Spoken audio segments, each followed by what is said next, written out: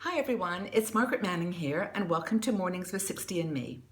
Today is Monday, it's August the 8th. So welcome to a new week. I hope that you're doing well. I have a feeling this week is going to be a week full of opportunity and possibility. And that's how I'm going to look at it. And I hope you've got some really nice things planned for the week. Maybe some travel, visiting friends, some activities, or perhaps you're working. But whatever it is, I'm really glad that you're here and sharing this Mornings with 60 and Me. Just for those who are joining for the first time, 60 and Me is a community of women over 60. And every morning we get together to talk about international news and also stories that I think are of interest to our demographic and interesting to us as women. So I would like to invite you to have a cup of tea with me. I've got my Earl Grey this morning and it's one of my favorites, so have a cup of tea and just sit down, relax, and let's talk about what's going on in the world. Also to remind you that if you want to get these news bulletins first, you can go to 60andme.com/mornings and then just sign up to get the alerts when they're released. So what's going on in the world? Well, Mother Nature is doing her thing again. In Mexico, the Tropical Storm Earl has been hitting Mexico hard, especially the states of Puebla and Veracruz. And last night there were some terrible storms, lots of flooding and landslides, and about 38 people have been killed, and there's a lot of damage. People are being evacuated, and there's more storm coming. So hope everybody is staying safe. If we have any women down there, please be well, and know we're thinking about you. Also in Macedonia, there have been very severe storms and again flooding and landslides, and a lot of people evacuated from their homes. At least 21 people have been killed in the flooding and many people injured and homeless. So again in Macedonia, Mother Nature is hitting them very, very hard. So our hearts go out to you. Hope that you're okay. Then again, just to bring you up to speed on Thailand, yesterday they had an election to vote on a new constitution. The existing military government wanted to get some validation from the people about a new constitution, and 61+% of the population agreed and voted it in. So Thailand is now going to be able to do some what they say more solidifying of the economy and fighting corruption and building a strong Thailand. So I wish them luck. In Japan, this morning there was a very unusual announcement. The Emperor of Japan, his name is Akihito. He said that he is feeling too old to really do an efficient job of governing. And the emperor in Japan is a really important role. It's almost got divine qualities. I mean, it's a lifetime job. You don't give it up until you die. And he wants to introduce some new legislation that would allow him to abdicate and let his son take over. So that's in Japan. Very interesting development. Another thing at the Olympics. Well, the Olympics, of course, there's going to be great stories every day and great wins and human interest stories. But I want to just cover a few that I think are unique and interesting to us. So first of all, big news. As you probably know, after the Olympics, there's an event called the Paralympics. And this is where people who have disabilities are allowed to compete in sports that they can do, and so in their wheelchairs or with whatever disability they have, and it follows the normal Olympics. And this year, all the Russian Paralympic athletes have been banned from the Paralympic Games. And this relates back to the report that the Olympic athletes were being affected by this charge of state-sponsored doping. And the Olympic teams were allowed to kind of reapply, and about 2/3 are now attending. But the Paralympics team has been banned outright. So I'm sure there's going to be some appeals and discussion about it, but that's where the situation is today. Just to tell you really how serious this whole situation is with this doping news. Very important. Team USA is doing great, lots of activity. One thing to report is that the men's 4x100 meter relay, they won the gold medal, and Michael Phelps swam with them, and he is of course the most decorated Olympian in history, and he was in the relay team and gave them that push, and they came through it and won. So he's got his 19th gold award. Gold medal, and it's actually, I think now 24 total, but he is amazing, and the team was just incredible too. So congratulations to the US swimming team. There's so many congratulations though. Great people are doing amazing things. One interesting story: a woman you on the US team is going to be participating in the fencing competition wearing a hijab, the Islamic hijab, and it's the first time that anyone has ever done that. She's in fencing. She's an American woman, fashion designer, fascinating person, but she's competing in the Olympics with wearing her hijab. So that will be a news story to cover too.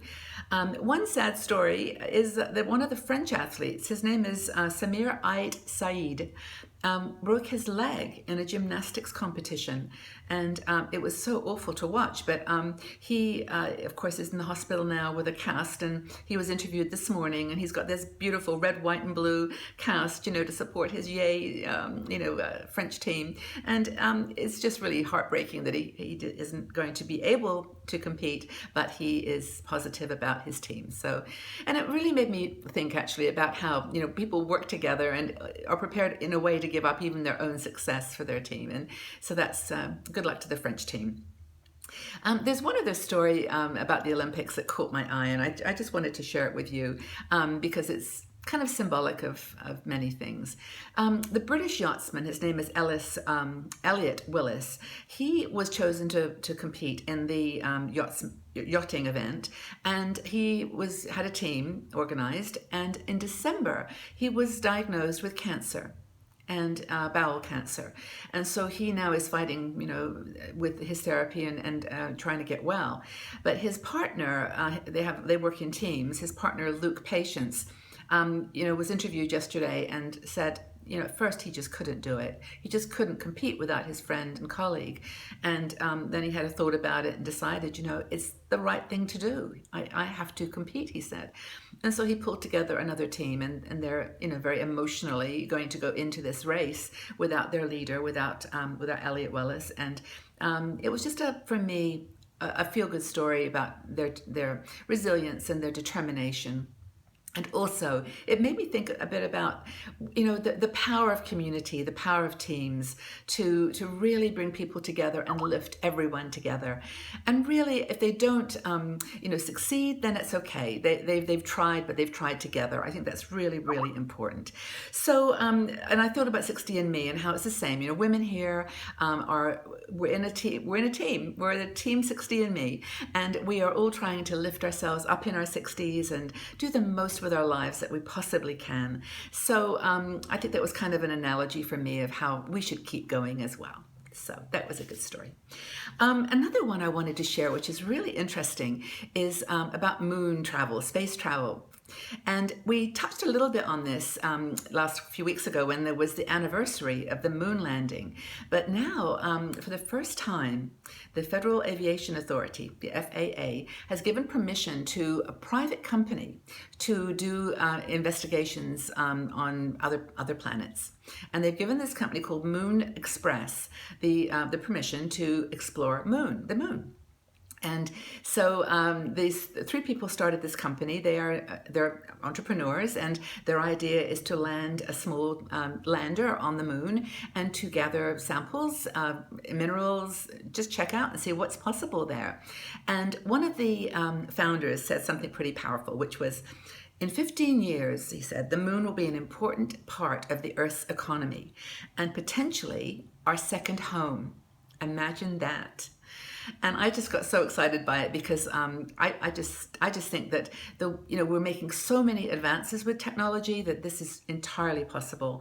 And so I wish them luck. And you've got other people working in this area. Richard Branson with his Virgin Galactic, and Elon Musk with SpaceX, all trying to explore the boundaries of space. So very interesting. Wish them all luck, and look forward to following up on that story. So finally, I have a question for you, and I have a request. It started for me yesterday when I was listening to a story by a group called The Age of Happiness. They're a great website, and then what they do is they talk about people in their 60s, 70s, 80s who are doing cool things with their lives. And they featured a person called Bodhi Hannah Kistner. And Bodhi is a really cool woman. I've seen her picture and read about her, but she is an archer, a Zen archer. But she didn't start until she was in her 60s. And so the story goes, and I'll just read it because it's relevant. She says, at 60, Bodhi Hannah Kistner moved from Germany to India. And then she started practicing Kyoto, which is Zen archery. And at 70, she became a Kyoto teacher. And now, at the age of 86, she gives lessons in India, California, and Hawaii. She's 86. And, she's just a beautiful, strong woman, and I really admire her. All, congratulations to her and her happiness. But it occurred to me that we have women in our community who are doing amazing things, too, in their lives.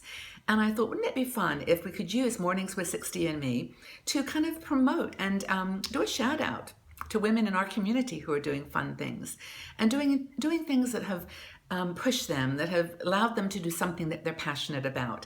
And so I thought, if you'd be interested, leave your comments in the section below and just 3 sentences. Just say something like, when I was 62, I decided to move home, travel the world, start a new job, learn how to surf, learn how to rollerblade, whatever you did that you thought was something you always wanted to do, and then you did it. And just say, at age 62, I did this, and now I'm doing this with my life. And just put 3 sentences there. Every day I'll pick one and just talk about you and just release, just a little shout out and let people know what you're up to and let you be an inspiration to others. And I just think it'd be fun to have, in quotes, ordinary women sharing what they do with their lives and what we've accomplished and what we're going to accomplish, what we dream of.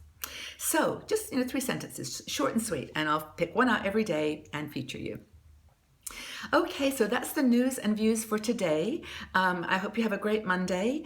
And please leave your comments in the section below on anything we've talked about. But I do have one question, and that is, if you had the opportunity, would you travel to the moon or to Mars or planet beyond? Would you do that if you had the chance? I just think it'd be a really fun conversation. Just leave your notes in the section below and we'll compare notes and see whether we're bold and brave enough to go into outer space. So the question again is, if you had the opportunity, would you travel to the moon or Mars or beyond? Love to hear your comments. So have a really great Monday, everyone. I will see you tomorrow morning for Mornings with 60 and Me. Have a fabulous day and take really good care. Bye for now.